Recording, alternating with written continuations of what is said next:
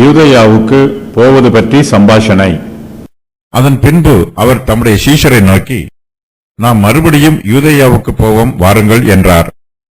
அதற்கு சீஷர்கள், ரபி, இப்பொழுதுதான் யூதர் உம்மை கல்லெறிய தேடினார்களே, மறுபடியும் நீர் அவ்விடத்திற்கு போகலாமா என்றார்கள். இயேசு பிரதியுத்தரமாக, பகலுக்கு 12 மணி நேரம் இல்லையா? ஒருவன் பகலிலே நடந்தால் அவன் இந்த உலகத்தின் வெளிச்சத்தை காண்கிறபடியினால் இடற மாட்டான். ஒருவன் இரவிலே நடந்தால் தன்னிடத்தில் வெளிச்சம் இல்லாதபடியினால் இடறுவான் என்றார். யூதேயாவுக்கு போவோம். அதன் பின்பு அவர் தம்முடைய சீஷரை நோக்கி, நாம் மறுபடியும் யூதேயாவுக்கு போவோம் வாருங்கள் என்றார். லாசரு வியாதியாய் இருக்கிறான் என்னும் செய்தியை கேட்ட பின்பு இயேசு கிறிஸ்து தாம் இருந்த இடத்திலே பின்னும் 2 நாள் தங்கியிருக்கிறார். அதன் பின்பு அவர் தம் சீஷருடனே யூதேயாவுக்கு போக சித்தமாயிருக்கிறார். யூதேயாவுக்கு போவதில் அவருக்கு 2 பிரச்சனைகள் உண்டாயிற்று. அவையாவன, யூதேயாவுக்கு போனால் இயேசு கிறிஸ்துவுக்கு ஆபத்து உண்டாகும். யூதேயாவுக்கு போவதை இயேசு கிறிஸ்துவின் சீஷர்கள் விரும்பவில்லை. நாம் மறுபடியும் யூதேயாவுக்கு போவோம் வாருங்கள் என்று இயேசு கிறிஸ்து தம்முடைய சீஷர்களுடனே கூறுகிறார். இயேசு கிறிஸ்துவின் இந்த முடிவுக்கு 2 காரணங்கள் இருக்கலாம். அவையாவன, பெத்தானியாவில் உள்ள தம்முடைய சிநேகிதருக்கு தம்முடைய அன்பை வெளிப்படுத்த விரும்புகிறார். சோதனைகளை சந்திக்குமாறு தம்முடைய சீஷர்களை உற்சாகப்படுத்துகிறார். ஏற்ற வேளை வரும்போது இயேசு கிறிஸ்து தம்முடைய சித்தத்தை நிறைவேற்றுகிறார்.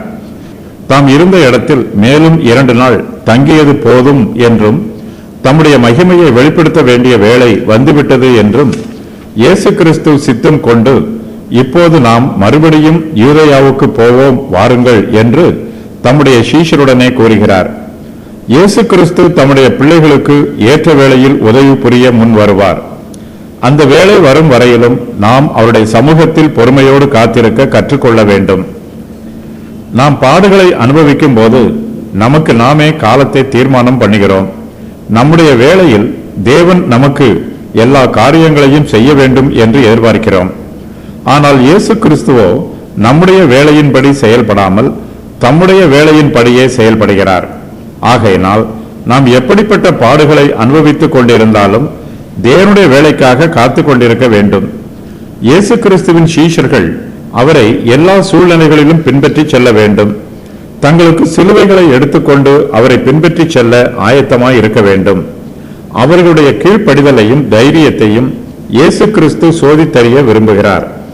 சில நாட்களுக்கு முன்புதான் அவர்களுக்கு எருசலேமில் மிகப்பெரிய பிரச்சனை உண்டாயிற்று. இயேசு கிறிஸ்துவை கல்லெறிந்து கொள்ள வேண்டும் என்று யூத ஜனங்கள் கொலை வெறியோடு இருந்தார்கள்.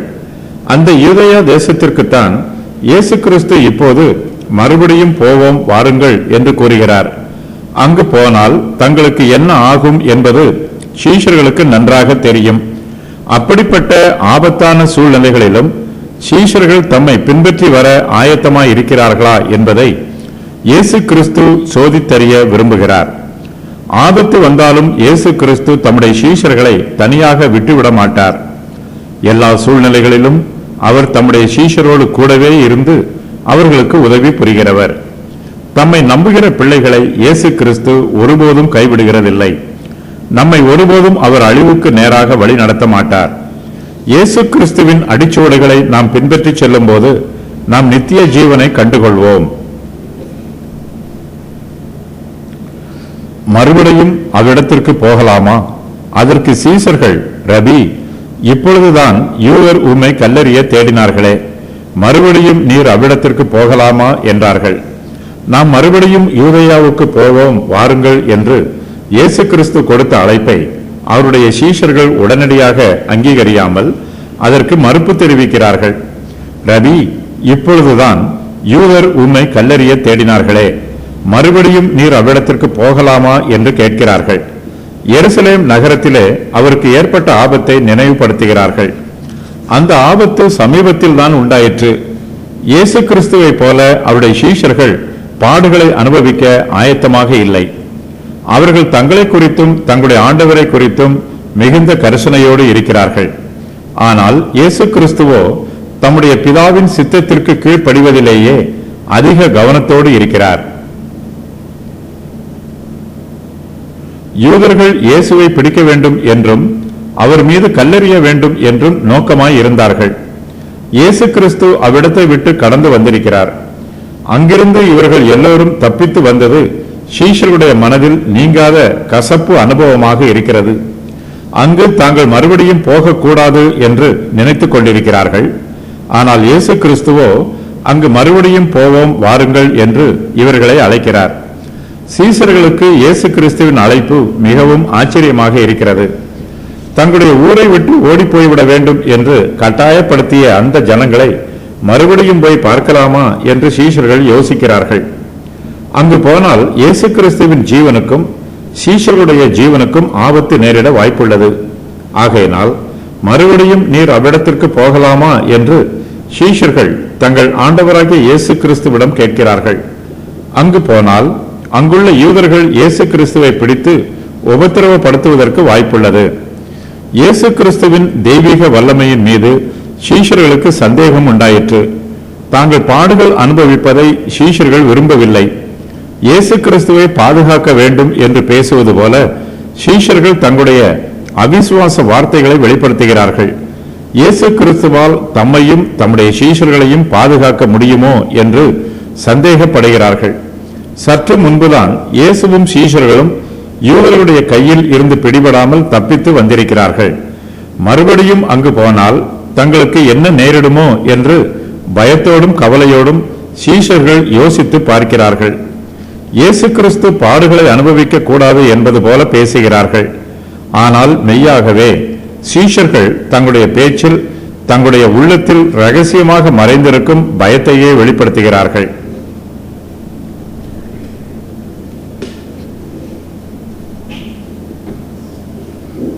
பகலிலே நடந்தால் இடரமாட்டான். இயேசு பிரதியுத்தரமாக, பகலுக்கு 12 மணி நேரம் இல்லையா? ஒருவன் பகலிலே நடந்தால் அவன் இந்த உலகத்தின் வெளிச்சத்தை காண்கிறபடியினால் இடரமாட்டான். ஒருவன் இரவிலே நடந்தால் தன்னிடத்தில் வெளிச்சம் இல்லாதபடியினால் இடருவான் என்றார். இயேசு கிறிஸ்து தம்முடைய சீஷர்களின் மறுப்புக்கு பிரதியுத்தரம் கூறுகிறார். அவர்களிடம் பகலுக்கு 12 மணி நேரம் இல்லையா என்று கேட்கிறார். தேவனுடைய தெய்வீக பராமரிப்பினால் நமக்கு பகல் நேரம் கொடுக்கப்பட்டிருக்கிறது. நாம் கிரியை செய்வதற்காகவே பகல் நேரம் நியமிக்கப்பட்டிருக்கிறது. மனுஷனுடைய ஜீவிய காலம் பகல் நேரமாய் இருக்கிறது. மனுஷனுடைய ஜீவிய காலத்தில் அவனுக்கு வயதுகள், வாய்ப்புகள், மணி நேரங்கள் எல்லாமே உண்டு. இதையெல்லாம் சிந்தித்து பார்த்து நமக்கு கொடுக்கப்பட்டிருக்கிற ஜீவிய காலத்தில் கிரியை செய்ய வேண்டும். சுறுசுறுப்பாக இயங்க வேண்டும். நமக்கு நியமிக்கப்பட்டிருக்கும் ஒவ்வொரு வேலையையும் நம்முடைய ஜீவிய காலத்திற்குள் நேர்த்தியாக செய்து முடிக்க பிரயாசப்பட வேண்டும். நாம் கிரியை செய்யும் போது நமக்கு பல தடைகள் உண்டாகலாம். தடைகளை பார்த்து சோர்ந்து போய்விடக் கூடாது.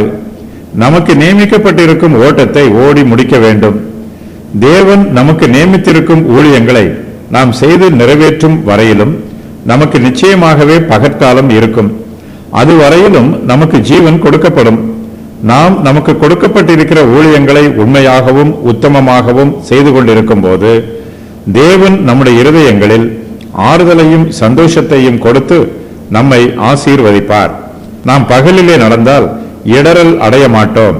நம்முடைய நடை தள்ளாடாது, நிச்சயம் உள்ளதாக இருக்கும். பகலிலே நடக்கிறவர்கள் இந்த உலகத்தின் வெளிச்சத்தை காண்பார்கள். ஆகையினால் பகலில் நடக்கிறவர்கள் நிதானமாகவும் சந்தோஷமாகவும் இடராமல் நடந்து செல்வார்கள். தங்களுக்கு முன்பாக இருக்கும் தங்களுடைய பாதையை நோக்கி பார்ப்பார்கள். கர்த்தரை விசுவாசிக்கிறவர்கள் அவருடைய வார்த்தைக்கு கீழ்ப்படிந்து பயபக்தியோடு முன்னேறி செல்வார்கள். தங்களுடைய வாழ்க்கை பிரயாணத்தின் முடிவில் தேவனுடைய மகிமையை காண்போம் என்னும் விசுவாசத்தோடு முன்னேறி செல்வார்கள்.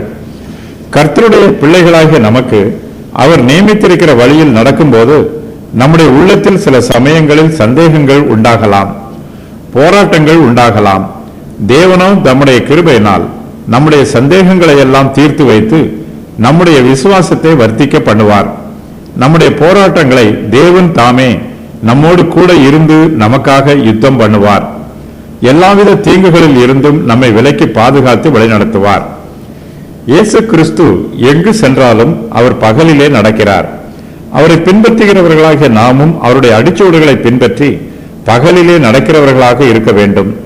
இயேசு கிறிஸ்துவின் வார்த்தைக்கு கீழ்ப்படியாமல் ஜீவிக்கிறவர்கள் இரவிலே நடக்கிறவர்களாக இருப்பார்கள்.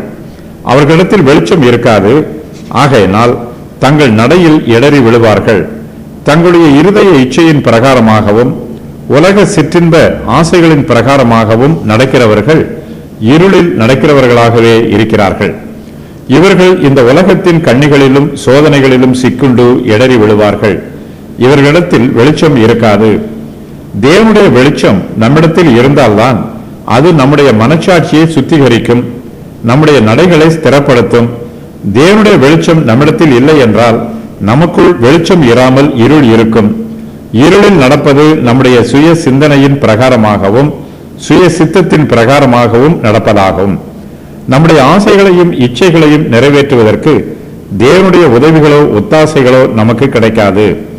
தேவனுடைய வார்த்தைக்கு கீழ்ப்படிந்து அவருடைய சித்தத்தின் பிரகாரமாக செயல்படுகிறவர்களுக்கு மாத்திரமே தேவனுடைய உதவிகளும் ஒத்தாசைகளும் கிடைக்கும்.